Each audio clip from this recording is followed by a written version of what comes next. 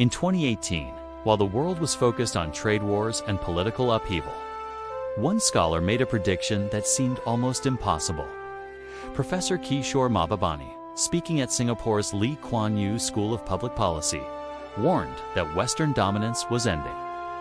Mahbubani's analysis seemed controversial in 2018. In 2025, it reads like prophecy. The question isn't whether the West has lost it.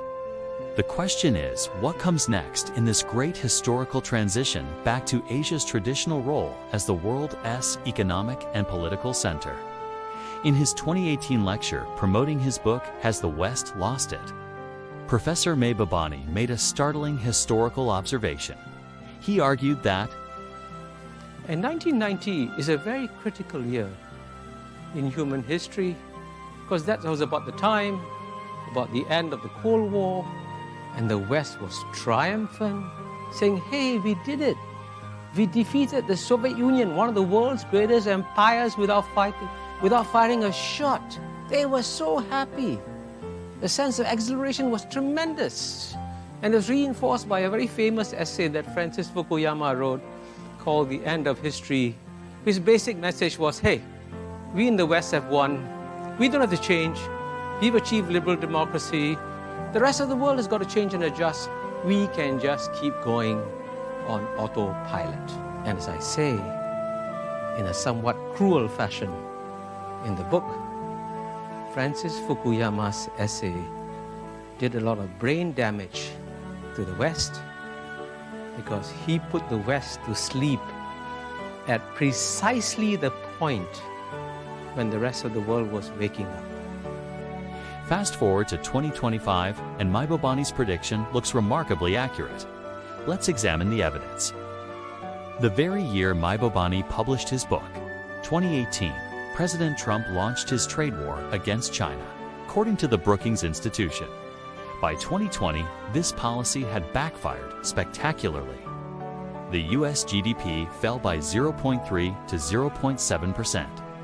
Approximately 300,000 jobs were lost by September 2019, and total costs were estimated at $316 billion by end 2020, with U.S. companies bearing about $46 billion in tariff costs.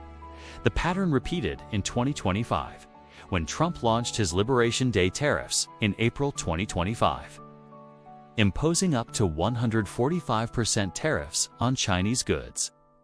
China's swift retaliation with rare earth export controls forced an immediate American retreat, with Trump backtracking to reduce tariffs to just 20% on key Chinese electronics.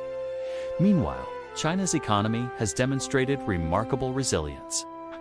China's economy ended 2024 stronger than expected, with GDP expanding by 5.4% in the final quarter, and export growth accelerated to 10.7% year-over-year in December 2024, driven by importers front-loading orders to the US and EU ahead of anticipated tariffs. But the economic numbers only tell part of the story.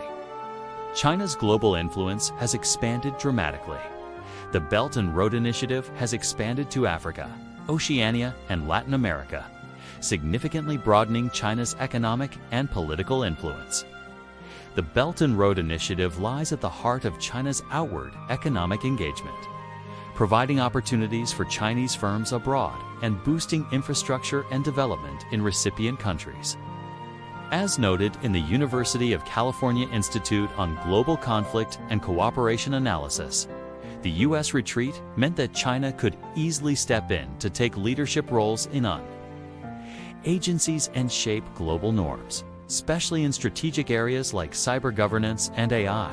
It's often promoting concepts like cyber sovereignty. Furthermore, as the U.S. withdraws from its global responsibilities, China is viewed by the Global South countries as the more responsible and cooperative superpower. The decline isn't limited to America. JP Morgan CEO Jamie Dimon delivered a sobering assessment in July 2025, warning that Europe's GDP has fallen from 90% of US GDP to 65% in the past 10 to 15 years, calling it not good and evidence of a competitiveness crisis. Dimon argued that the EU faces deep structural challenges and is losing in global competition unless it takes bold action, and warned of market complacency toward these risks. This matches exactly what Mahbubani warned about in 2018, meaning Western complacency while Asia surged ahead. What makes Mahbubani's analysis so powerful is its historical perspective. He understood that Western dominance wasn't the natural order, was a 200-year historical anomaly. Professor Mahbubani's central thesis, that all aberrations come to a natural end at some point in time, has proven remarkably prescient. The evidence from 2018 to 2025 shows not just economic shifts, but a fundamental reordering of global power.